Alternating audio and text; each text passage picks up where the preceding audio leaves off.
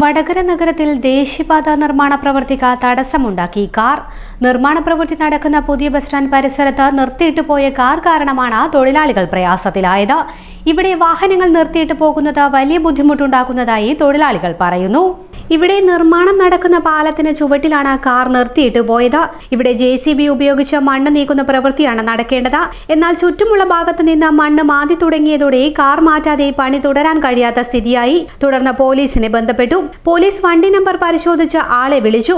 ഉടനെ എത്താമെന്ന മറുപടി അല്ലാതെ ആളെത്തിയില്ല. ഇതോടെ പണി നിർത്തി തൊഴിലാളികൾ മടങ്ങി. വിവിധ ആവശ്യങ്ങൾക്കായി നഗരത്തിലെത്തുന്നവരാണ് കാർ ഉൾപ്പെടെ നിർമ്മാണ സ്ഥലത്ത് നിർത്തിയിട്ട് പോകുന്നത്.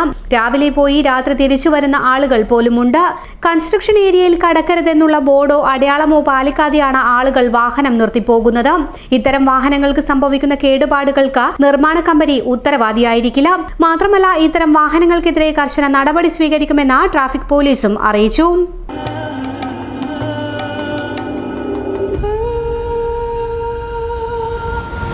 ചരിത്ര Vivah bridal collections by Shobhika Weddings.